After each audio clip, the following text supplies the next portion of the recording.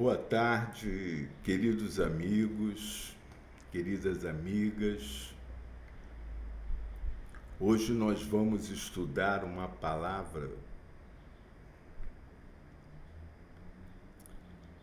muito esclarecedora, entendeu? Do livro Coragem, tá? Que não é do Emmanuel. É ditado por espíritos diversos. Mas esta mensagem, como aquela outra, porque nós só temos recebido mensagens do Emmanuel, porque nós estamos estudando as obras do Emmanuel, do Espírito Emmanuel. Mas, às vezes, ele precisa falar algumas coisas para a gente. E eu havia definido que nós iríamos estudar as obras Fonte Viva, Caminho, Verdade e Vida, Vinha de Luz e Pão Nosso, tá? Mas Emmanuel já escreveu, já ditou nesses mais de 550 livros que o Chico psicografou, ele já ditou numerosos livros, inclusive as melhores obras do Espiritismo foram ditadas por ele, entendeu? Através de livros, quando ele começou a desenvolver esse trabalho com o Chico Xavier, através de livros volumosos, entendeu? E que nos reportavam para a época de Jesus, entendeu? Eram livros romanceados, mas com histórias verdadeiras, contadas por espíritos que viveram na época, que vivenciaram aquela experiência. Entendeu? E ele ditou livros assim fantásticos. Por exemplo, o que eu mais gosto é o Ave Cristo. Ave Cristo, um livro mais ou menos, olha, dessa grossura assim, entendeu? Mas você não larga ele quando começa a ler. Não larga, né? Porque ele te reporta para aquela época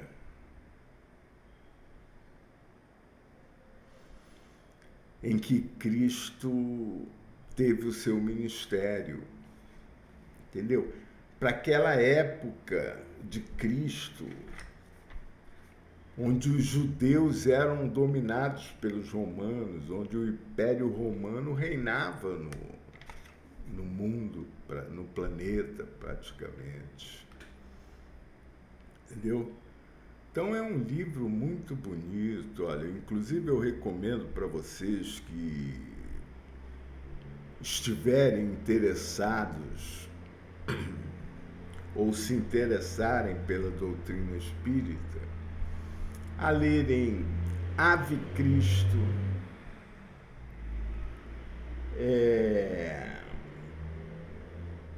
há 2000 anos atrás, tudo livros no mesmo estilo e do Emmanuel, tá? E volumosos, que te reportam naquela época realmente, entendeu? São romanceados, mas com personagens não fictícios, personagens reais, tá?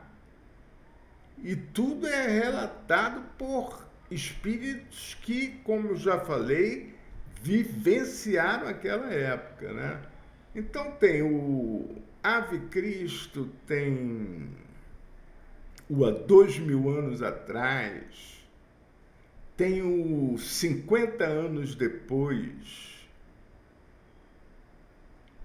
tem o Paulo Estevão, que é a história de Paulo de Tarso. Tem Renúncia. Tem... Olha, vocês têm que ler esses livros. Tem que ler esses livros. Entendeu? Porque ali está contida, nesses livros, está contida toda a doutrina espírita, quase, não, toda a doutrina espírita, praticamente, tá? De uma forma romanceada. Poxa, você tomar conhecimento de uma doutrina religiosa, né? De uma forma romanceada, mas, no entanto, contada por seus próprios protagonistas, entendeu? É muito bacana, foi assim que eu aprendi a doutrina.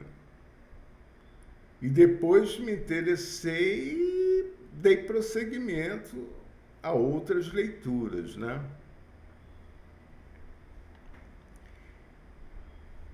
E essas outras leituras, que são essas obras do Emmanuel,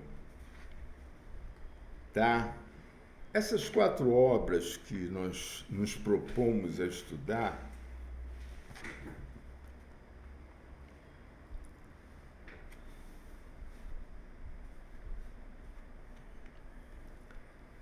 essa obra, ela já foi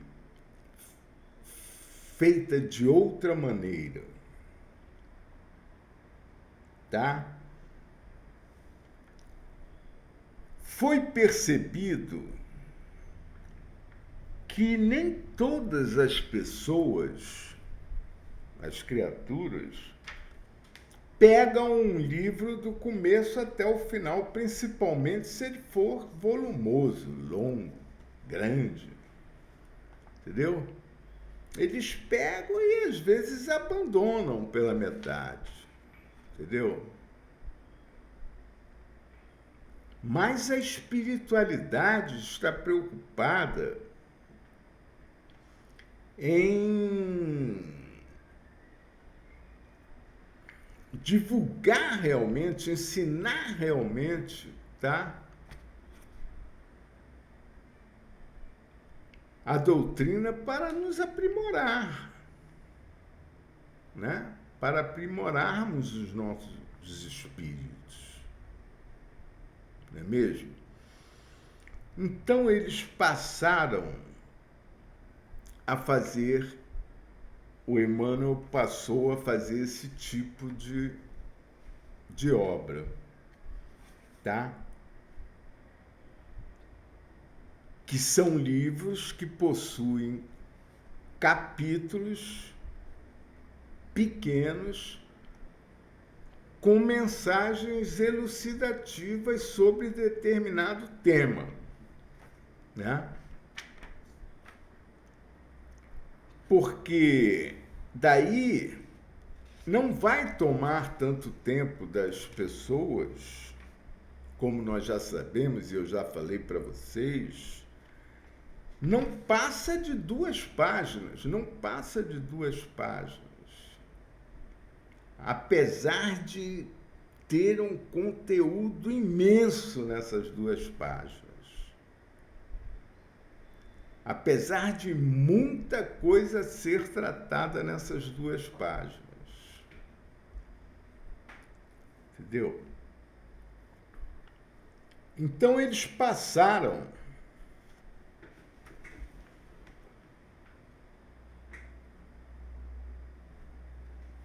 Então eles passaram, o Emmanuel passou a trabalhar assim, né? E tem funcionado, né? São mensagens curtas,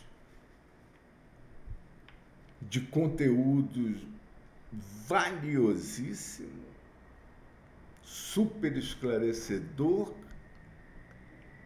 e divulgador das verdades divinas, eternas e imutáveis de nosso Pai.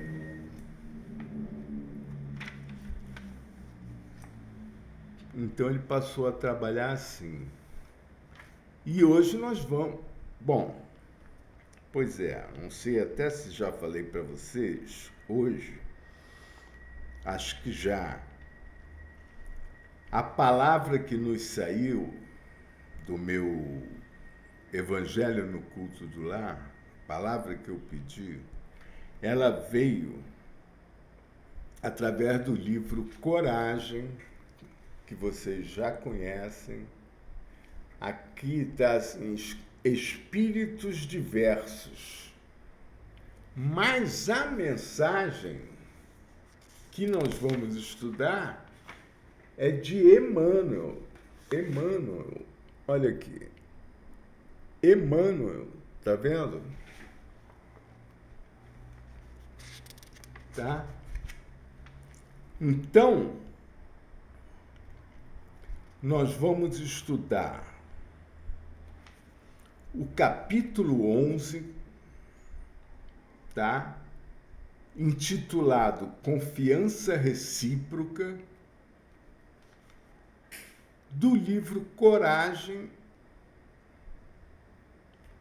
ditado pelo Espírito Emmanuel. Ok? Muito bem.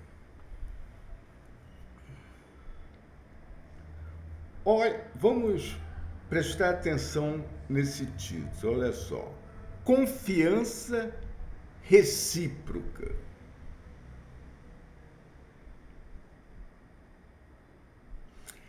Todo relacionamento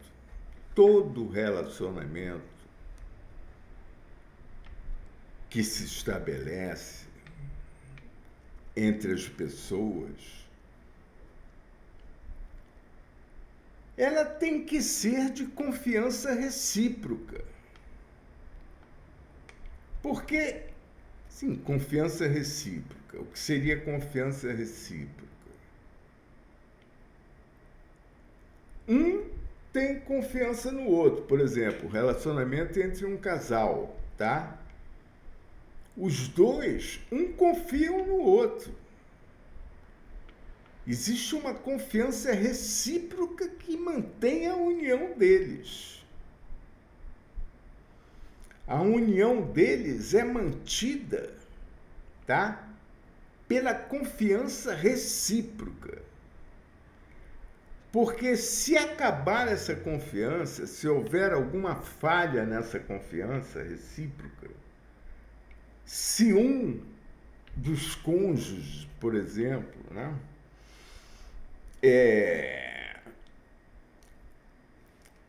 falharem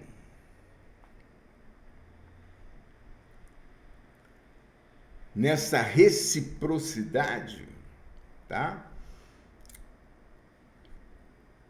Esse relacionamento tende a terminar. Esse relacionamento tende a terminar. Porque você não pode dividir ou compartilhar os seus problemas, né? A sua vida com uma pessoa que não está mais te passando confiança.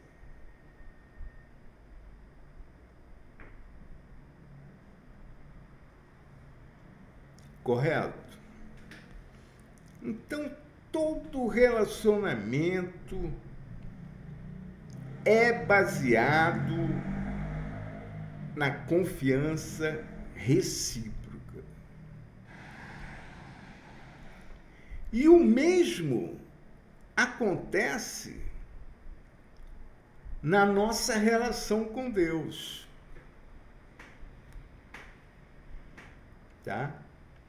Ela é uma relação, como nós vamos ver aqui, eu vou mostrar para vocês, ela é uma relação de confiança recíproca.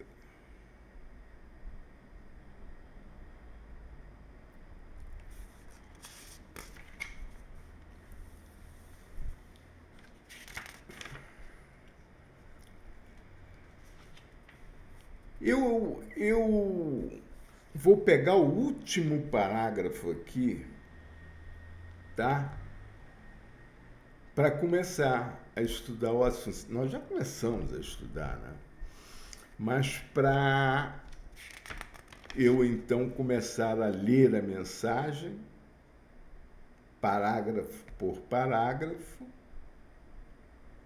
e tecer comentários necessários para o esclarecimento da lição, tá bom? Mas eu preciso, eu senti necessidade de começar pelo último parágrafo. Porque no último parágrafo, Emmanuel diz assim: sempre que te refiras aos problemas da fé, não te fixes tão somente na fé que depositas em Deus. Vou repetir. Sempre que te refiras aos problemas da fé, quer dizer, sempre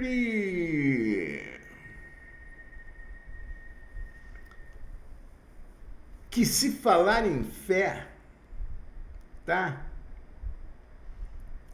Você não deve se fixar tão somente na fé que depositas em Deus. Aí ele diz: recorda que Deus igualmente confia em ti.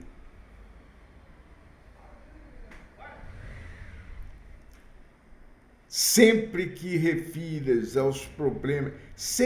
te refiras aos problemas da fé, não te fixes tão somente na fé que depositas em Deus.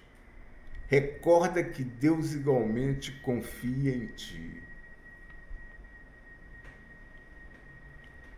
Porque, como eu já falei, qualquer relacionamento é baseado na confiança recíproca, tá? E o mesmo acontece no plano espiritual, no nosso relacionamento com Deus. A confiança, ela é recíproca. Tanto nós confiamos em Deus, como Deus confia em nós. Apesar de que o normal é nós confiarmos em Deus apenas. E não sabermos, não termos consciência de que Ele também confia e precisa de nós, como nós precisamos deles. Porque, inclusive, nós somos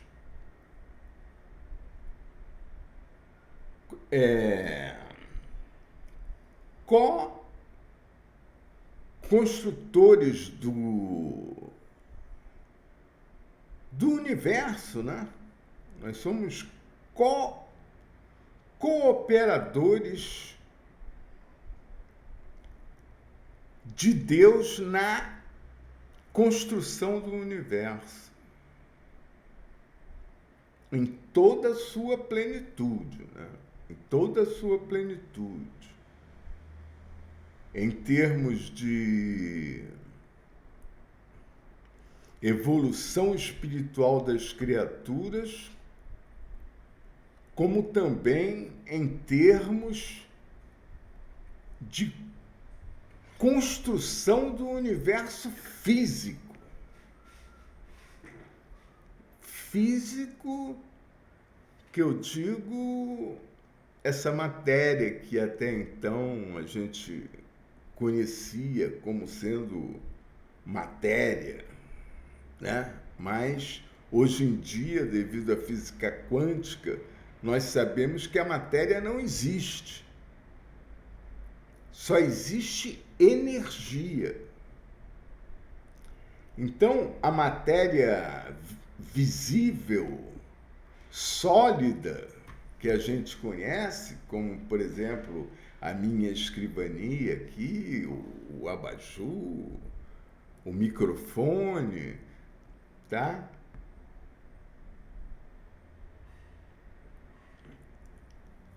Não é matéria, é energia condensada.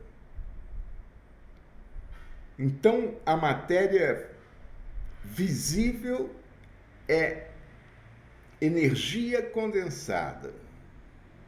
E a invisível é a energia não condensada, rarefeita, livre e solta. Livre, leve e solta. Entendeu? Muito bem. Pois bem.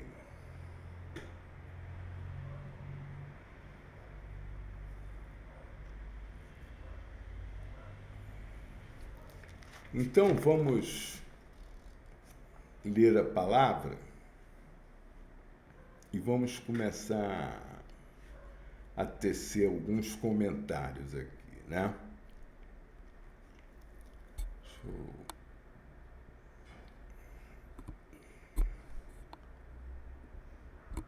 ajeitar aqui o microfone.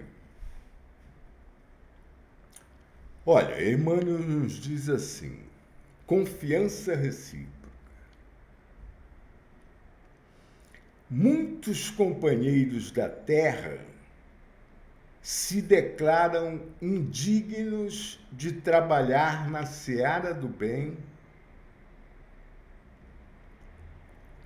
alegando que não merecem a confiança do Senhor, quando a lógica patenteia outra coisa.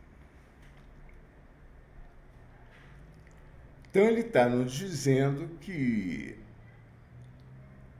muitos companheiros na Terra, né, muitos irmãos nossos,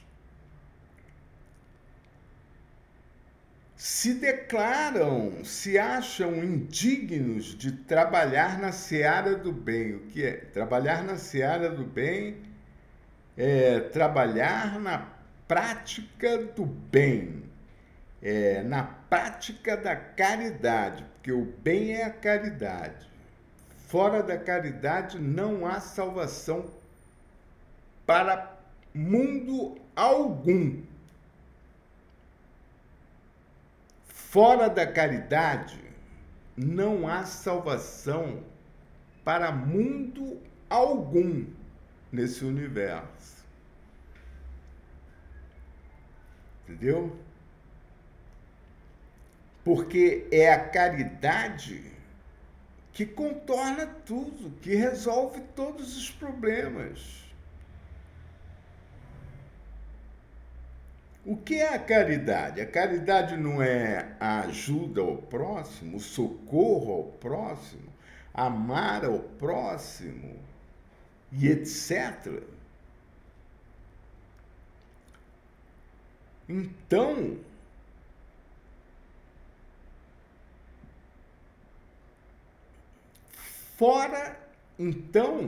se há caridade, não há problemas. Não há problemas. É a salvação completa.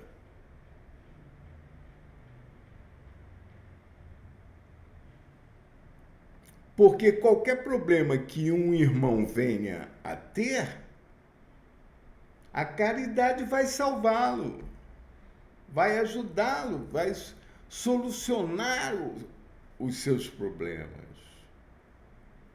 Entendeu? E tudo ficará bem. Viveremos, se todos formos caridosos, obedecendo a lei do amor, que é a lei de Deus, né? Não haverá problemas em planeta algum, em mundo algum. Quer dizer, eles existirão, mas não causarão dor em ninguém. Ninguém sofrerá por isso, porque teremos sempre um irmão para nos salvar.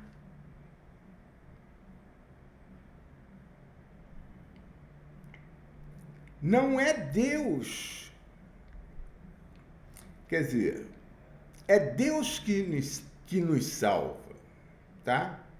Mas Ele nos salva através de nós mesmos, tá? Porque Deus, Ele não tem corpo, Ele não tem voz, Ele não tem mão, Ele não tem pé. Ele é o fluido cósmico, tá? Tudo está mergulhado nesse fluido cósmico, fluido cósmico. Tudo está mergulhado ali.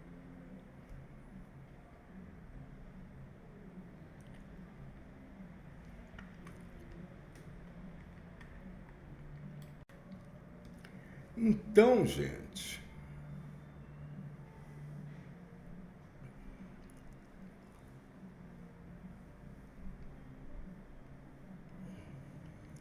fora da caridade não há salvação, a salvação está na caridade, e com a caridade, que nada mais é do que a lei do amor de Deus por nós,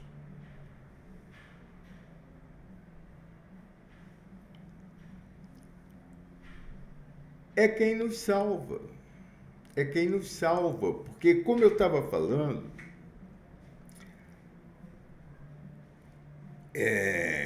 que Deus não tem corpo, né? Não é corpóreo, não tem voz, nada disso. Então, ele age no mundo, tá?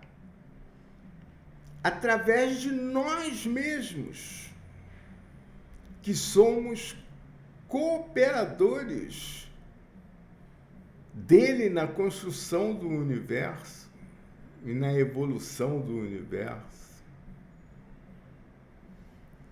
Então, ele resolve os nossos problemas através de nós mesmos, utilizando um irmão nosso em condição de nos ajudar, entendeu? E esse irmão é que vai nos salvar. Tá bom? Então, Deus atua no mundo através do próprio homem, tá? Como também através do seu exército do bem, né?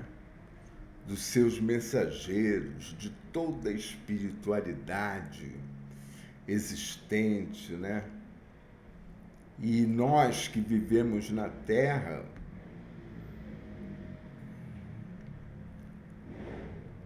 somos governados por Jesus Cristo,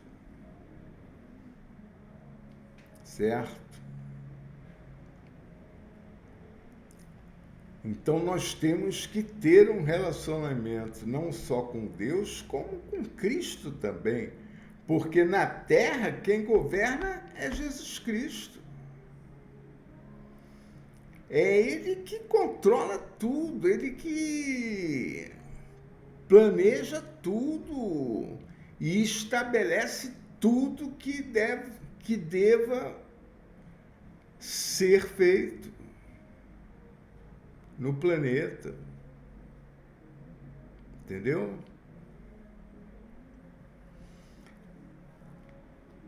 Bom, então ele disse, né? Muitos companheiros na terra se declaram indignos de trabalhar na seara do bem, alegando que não merecem a confiança do Senhor quando a lógica patenteia outra coisa. Já escureceu, ficou meio escuro aqui. Muito bem.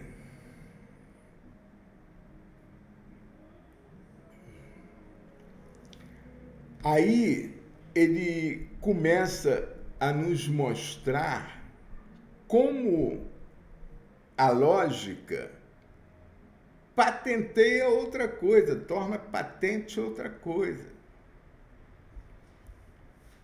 E não o fato de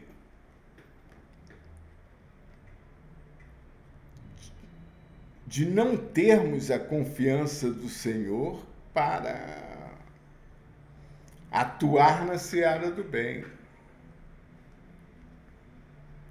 Eles se enganam. Olha só como Emmanuel diz aqui. Se o Senhor não te observasse o devotamento afetivo, não te entregaria a formação da família,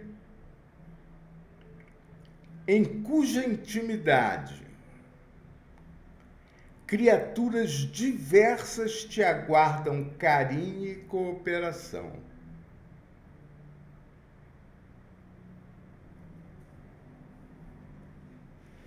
Quer dizer, se o Senhor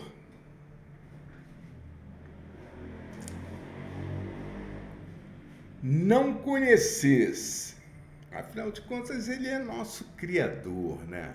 Ele nos criou, então ele conhece tudo de nós, da máquina que ele criou, da máquina orgânica que ele criou. Ele sabe como funciona foi ele que criou. Ele sabe como funciona cada órgão,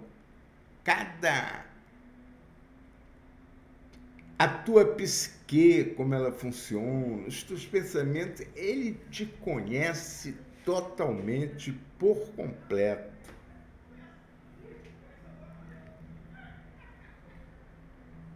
Então ele diz, se o Senhor não te observasse o devotamento afetivo, quer dizer, se ele não conhecesse e soubesse a capacidade que você tem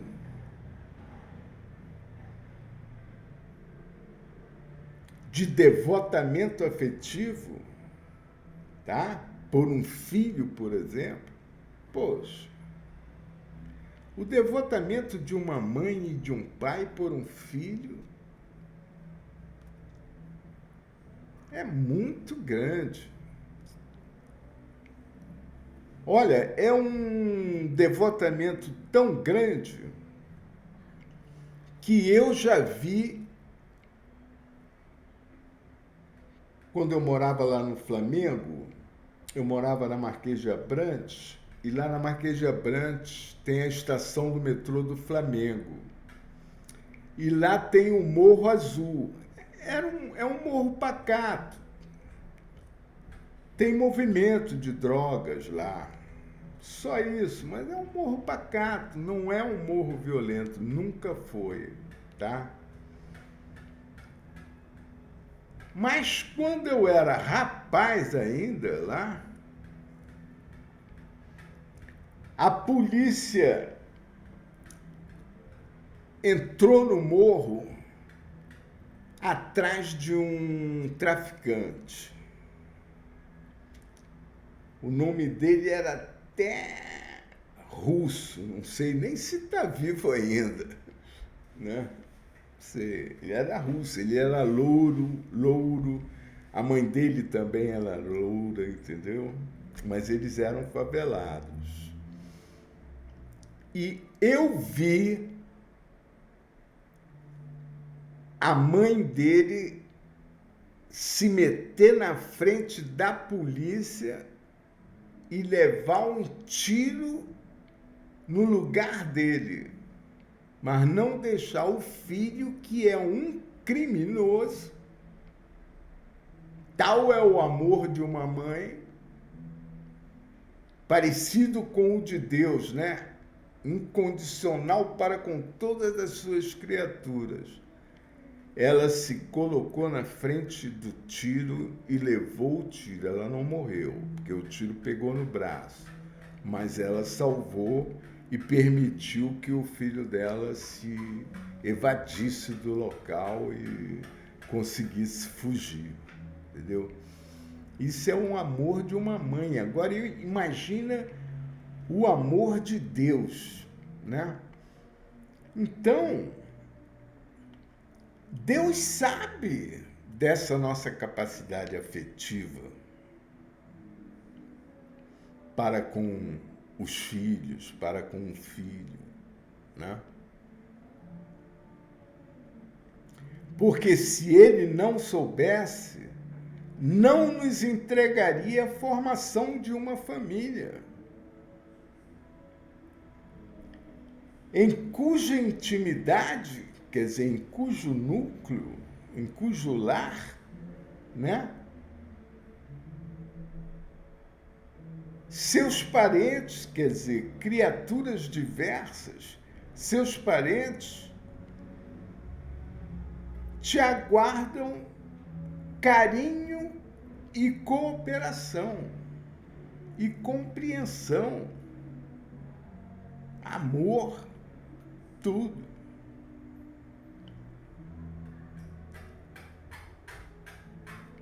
Então, ele confia em nós, apesar de ele confiar em nós, planejar essa existência evolutiva para essa família, tá? Essas criaturas, todas elas da família, não só o pai e a mãe, mas os filhos também, estão sujeitos a falharem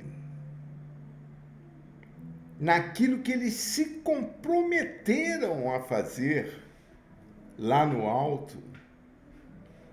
Porque uma família não é formada por acaso, assim,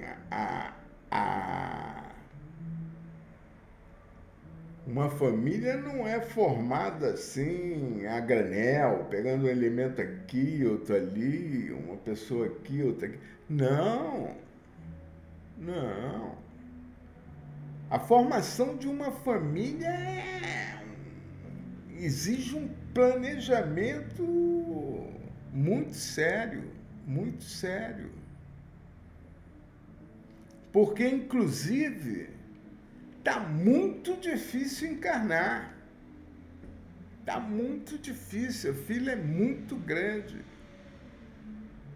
aqui na Terra. Entendeu? Nós temos 8 bilhões de habitantes. Nasce gente toda hora, todo dia, nasce milhares de gente, mas também morrem milhares de gente todo dia.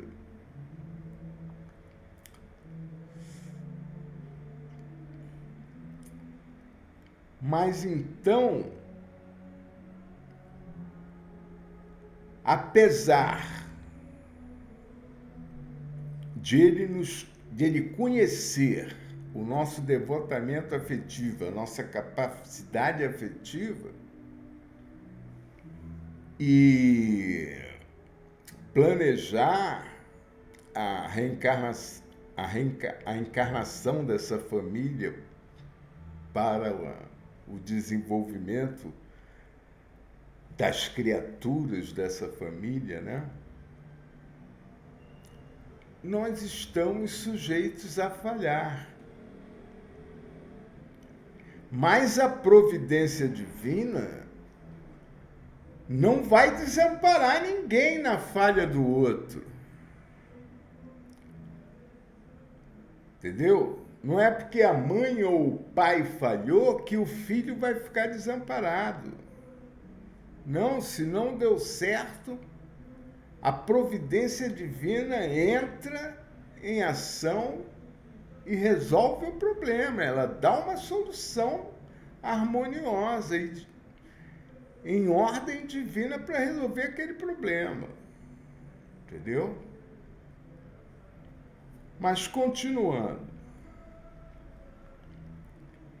Se não te apreciasse o espírito de responsabilidade, olha só, se não te apreciasse o espírito de responsabilidade,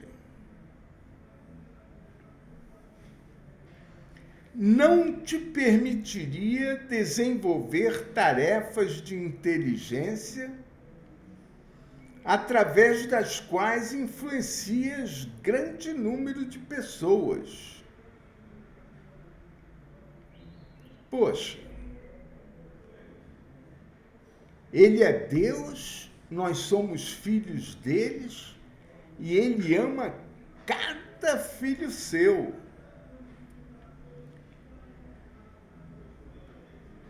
E se Ele não confiasse na nossa responsabilidade, não nos permitiria desenvolver tarefas de inteligência através das quais influencia grande número de pessoas. Quer dizer, se ele não confiasse no espírito de responsabilidade, ele não deixaria na tua mão a influência que poderia ser negativa de grande número de pessoas. Se ele está te dando essa tarefa, é porque ele confia em ti. Mas tu podes falhar. Né? Porque se não houvesse a falha, não haveria reencarnação. Né? Não, haveria reencarnação porque são várias as provas e expiações que nós temos que ter e que passar, né? Mas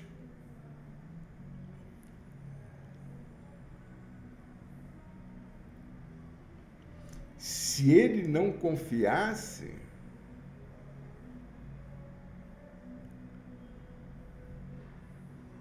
ele não te permitiria desenvolver tarefas como, por exemplo, tarefas que influenciam pessoas, por exemplo, tarefas de inteligência religiosa, por exemplo, tá? Um pastor, um padre, né? Um papa, um palestrante espírita, né?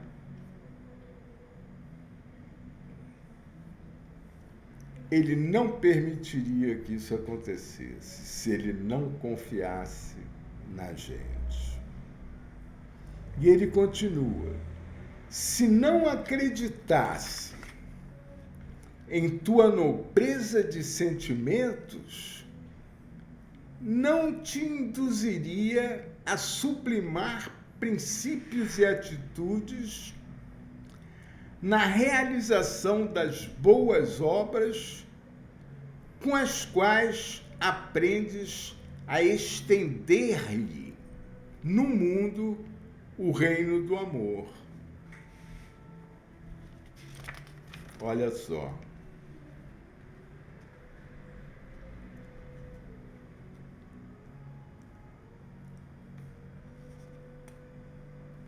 Onde está isso? Está aqui. Se não acreditasse em tua nobreza de sentimentos.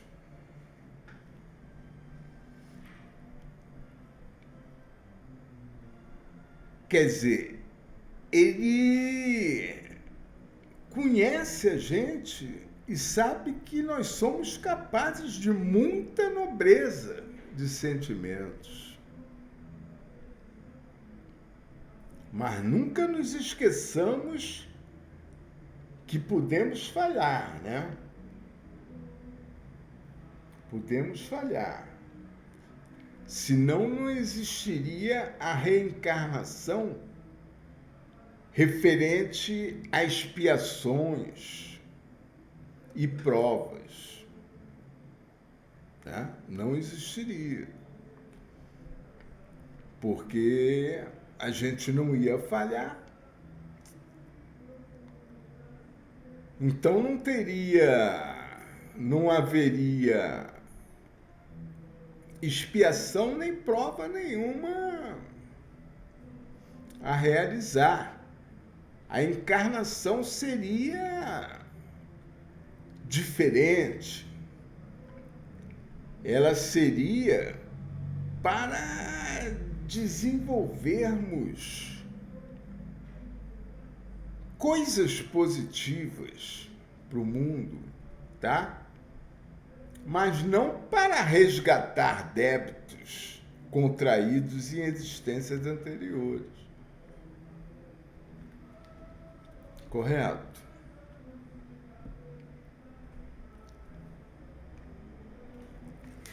Então, se ele não acreditasse em nossa nobreza de sentimentos, não nos induziria a sublimar, quer dizer, a elevar, tá? Princípios e atitudes na realização das obras com as quais nós aprendemos a estender no mundo o reino do amor, através desses sentimentos de nobreza que nós somos capazes de ter. Certo?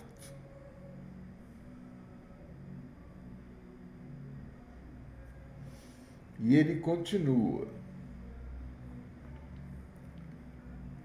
Se não te reconhecesse o senso de escolha, não te levaria a examinar teorias do bem e do mal para que abraces livremente o próprio caminho. Olha só que interessante.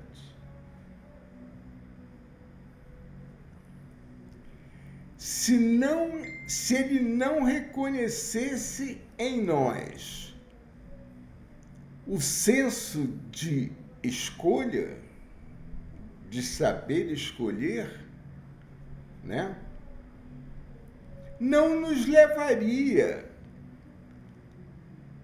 nem nos induziria a examinar teorias do bem e do mal, ou seja, a tomar conhecimentos, a estudar diversas religiões para escolher qual a que você vai adotar.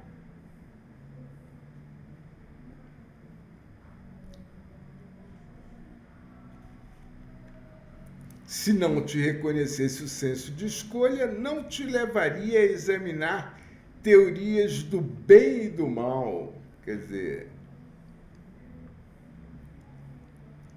que eu acabei de falar, religiões, etc., para que abraces livremente o próprio caminho, por causa do livre-arbítrio que você tem e que ele não pode tirar. Porque se ele te tirar a iniciativa de escolha, ele atrapalha o teu desenvolvimento, porque você não está aprendendo a escolher, né? Você está apenas seguindo o conselho dele, a orientação que ele te deu. Não, escolhe isso. Adota essa religião. Não. Você tem o livre-arbítrio.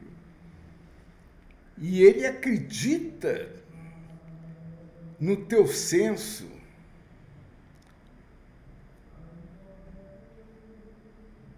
Certo? No teu senso de escolha.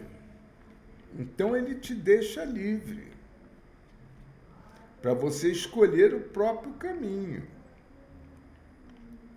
E ele continua: se não te aceitasse o discernimento, não te facultaria a obtenção desse ou daquele título de competência com o qual consegues aliviar, melhorar, instruir ou elevar a vida dos semelhantes.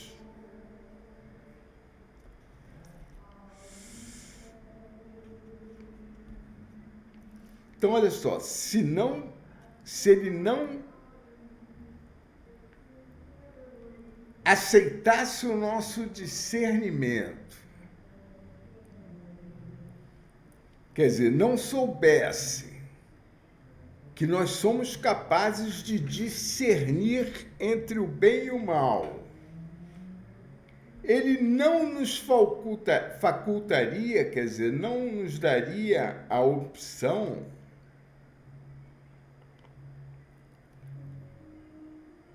de obtenção desse ou daquele título de competência, como eu falei, né? De um papa, de um pastor, de um padre, de um palestrante espírita. Ele não te concederia a obtenção de um título dessa competência, né? Com a qual consegues aliviar, melhorar, instruir ou elevar a vida dos semelhantes. Poxa, ele não está de brincadeira. Ele está trabalhando na construção do universo.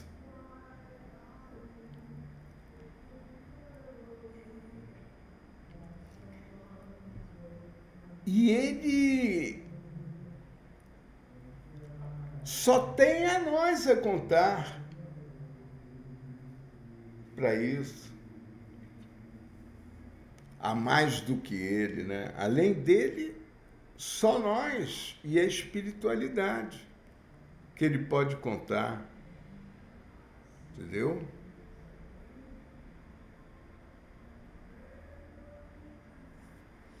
E ele continua: se o Senhor não confiasse em ti, não te emprestaria o filho que educas, a afeição que abençoas, o solo que cultivas, a moeda que dás. Se ele não confiasse em nós, não nos daria filhos para criar, tá? Ele diz, não te emprestaria. Sim, porque aqui na Terra é tudo emprestado. É tudo um cenário montado para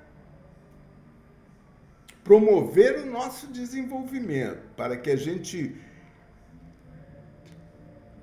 viva experiências que irão promover o nosso desenvolvimento. Tá? Então, se o Senhor não confiasse na gente, ele não nos emprestaria, não deixaria por nossa conta a educação de um filho nosso e dele. E dele, principalmente, né?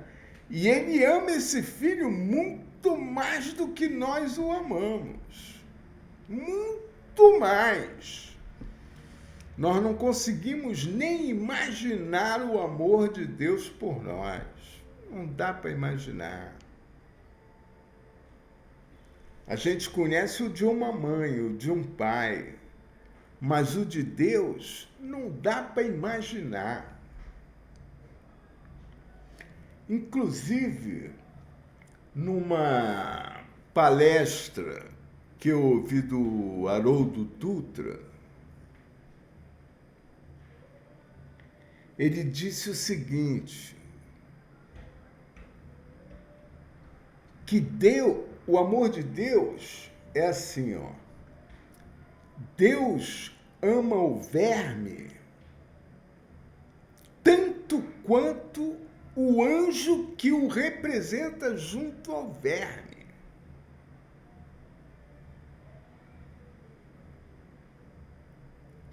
Nada que você faça na vida vai mudar o amor de Deus por você. Ele nunca vai desistir de ti.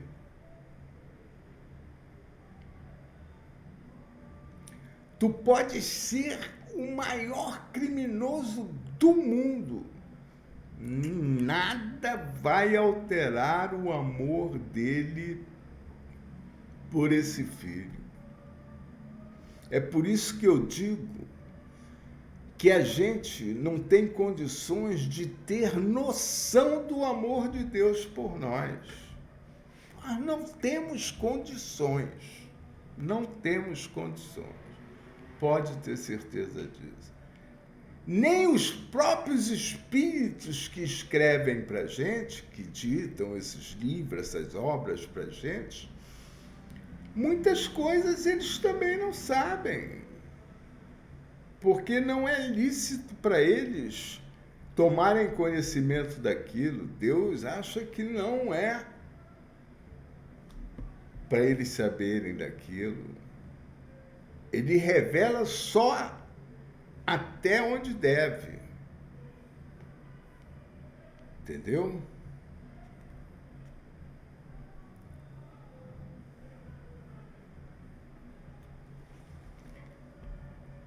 Também não te confiaria a afeição que abençoas. Por exemplo, uma pessoa que você tem afeição, né?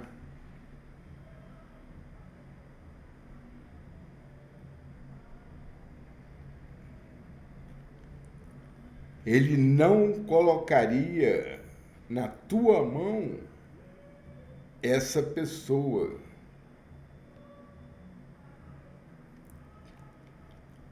Que você tem afeição para abençoares ela, se ele não confiasse em ti.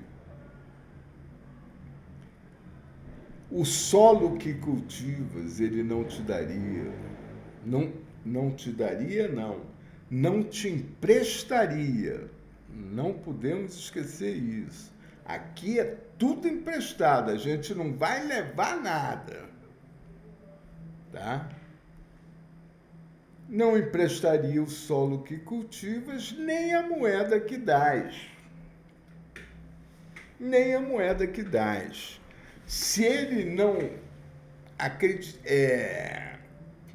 confiasse de que você iria fazer um bom uso do dinheiro que ele te dá,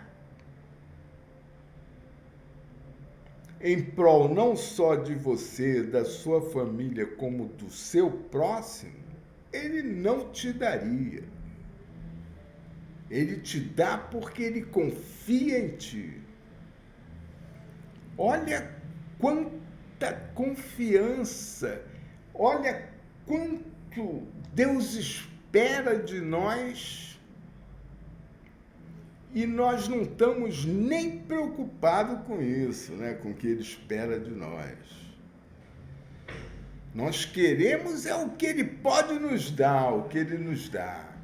Isso nós sabemos pedir, né? Agora, dar para ele alguma coisa, tá difícil, né?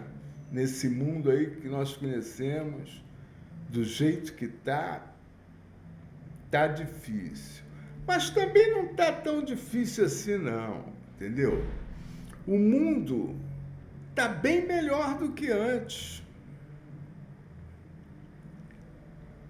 É que a mídia, ela é sensacionalista, ela só mostra as coisas ruins.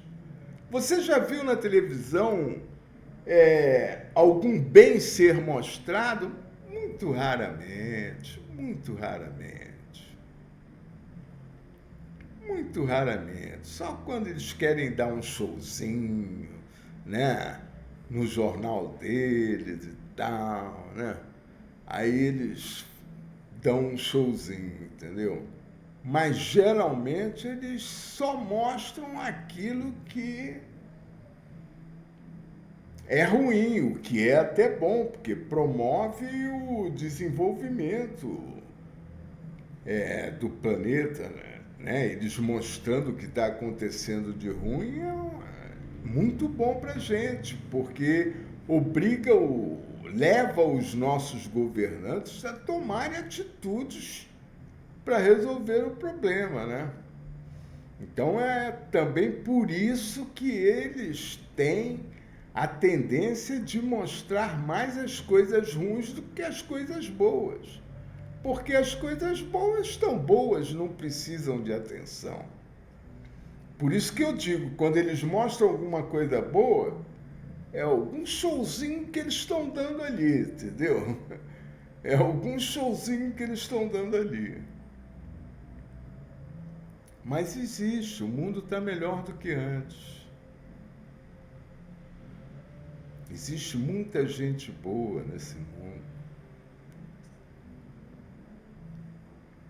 Nós é que às vezes não temos a oportunidade de conhecê-los, né? Mas seguindo,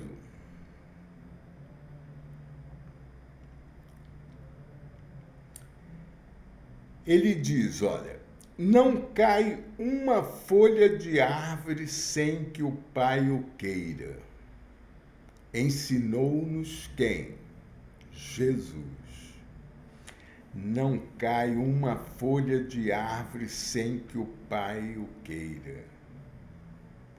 Ensinou-lhe Jesus.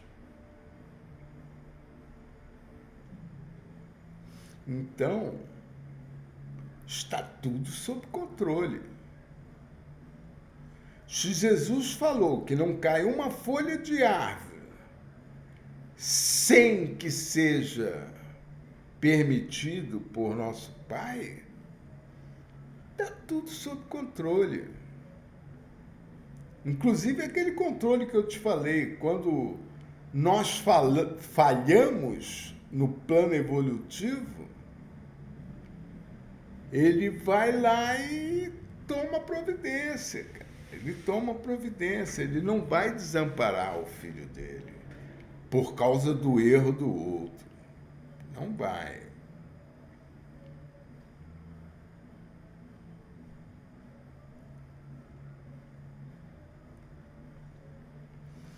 Agora, eu, na minha ignorância, tá? Eu vou ser sincero com vocês. Eu não sei por que Jesus disse que não cai uma folha de árvore sem que o Pai o queira. Eu não gostei disso. Ou não entendi, né? Quem sou eu para entender uma mensagem de Jesus, né? Mas eu gostaria de entender. Mas não consigo. Por quê?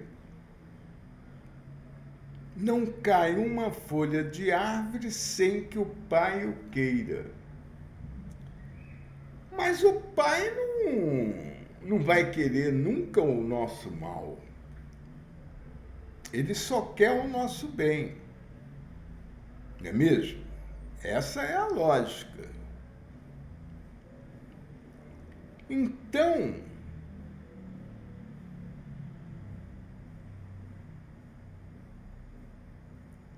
e quando nós falhamos no nosso plano evolutivo, no que foi planejado para nós fazermos e nós não cumprimos, não conseguimos realizar? Foi porque o pai não quis? Entendeu a minha dúvida? Não cai uma folha de árvore sem que o pai o queira. Mas o pai não vai querer a nossa falha, o nosso insucesso no nosso plano evolutivo. Ele não vai querer isso. O insucesso no nosso plano evolutivo vai ser resultante de nós mesmos. Entendeu? Do que nos escolhemos, do que nós plantamos, do que nós optamos por fazer. Entendeu?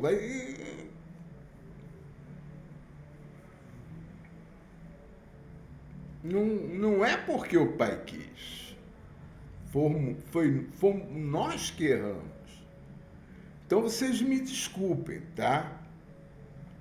Mas esse parágrafo aqui me incomodou. Inclusive, eu já conheço essa passagem da Bíblia, né? Não cai uma folha de árvore sem que o pai o queira.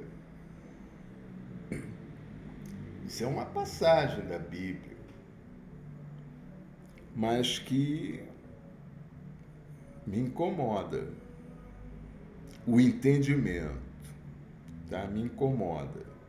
Eu peço desculpa a Jesus, né? Aqui diante de vocês e de todos, e dele também, que está aqui em cima. Eu tenho um Jesus lindo aqui em cima.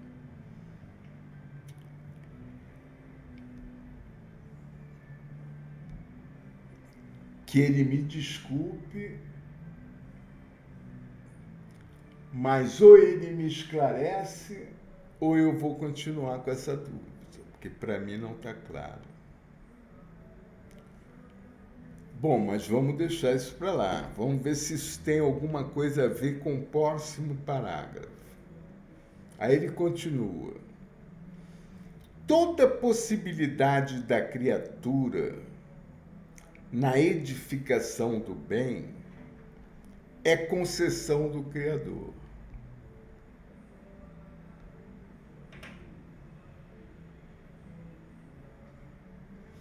Bom, isso é verdade. Aliás, qualquer possibilidade que tenhamos na vida, certo?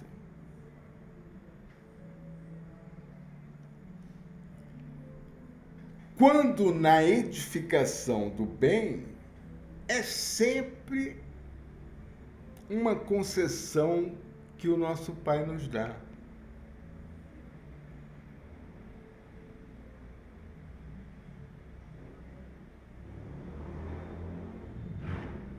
Agora, nunca na edificação do mal, né? Aí não se trata de concessão do Criador, mas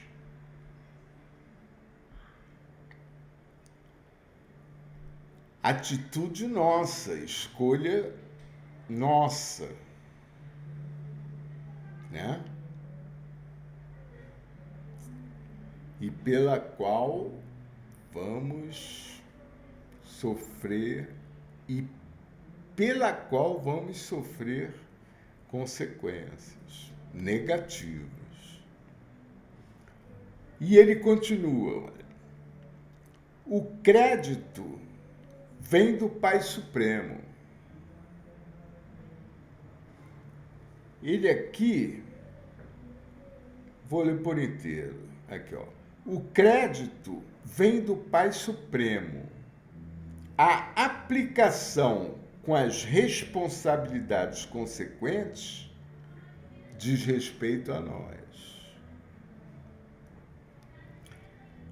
Então, ele está dizendo que tudo aqui na Terra, tudo que nós temos ou viermos a ter, é um crédito do nosso Pai a nós, tá?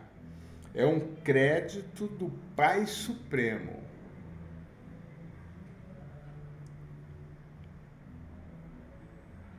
Ele te dá esse crédito para ver como você vai agir.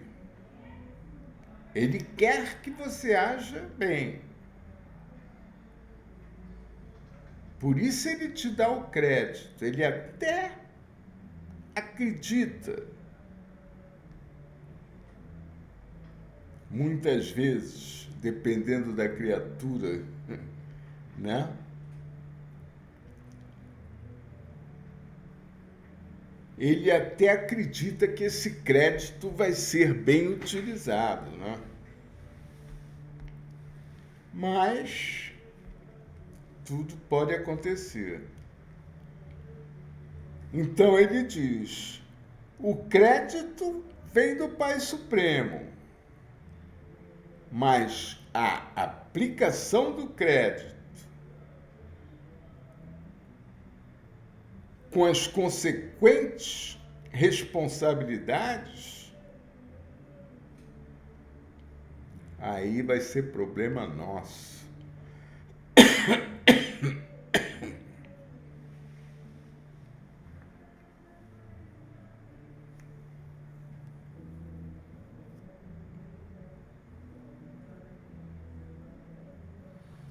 Pois é, ele nos dá o crédito, né? Mas cabe a nós saber utilizar esse crédito, né? Para não sofrermos as consequências resultantes da sua má utilização. Ok? E chegamos no último parágrafo, né? Onde ele diz o que eu já li para vocês: sempre que te refiras aos problemas da fé, não te fixes tão somente na fé que depositas em Deus. Recorda que Deus igualmente confia em ti. Então, meus amigos, isso significa que a relação que nós temos que ter com Deus tem que ser de confiança recíproca. Porque nós esperamos muito dele, mas ele também espera muito de nós. Porque, inclusive,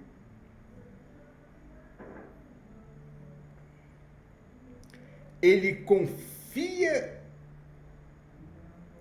em nós e espera de nós a nossa colaboração para a construção do universo dele. Perfeito, gente? Muito bem, então. esse estudo de hoje termina aqui, né? Muito obrigado a vocês pela atenção dispensada ao estudo. Até o próximo, que seja tão bom quanto esse. E um forte abraço para todos vocês e um bom final de semana, né? Esse vídeo foi longo, hein? Tem 1 hora, 15 minutos e 45 segundos.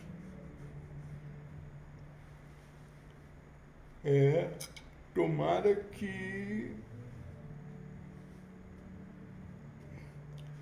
ele seja muito bem aproveitado por todos nós. Não é mesmo? Então, gente, um forte abraço. Fiquem com Deus.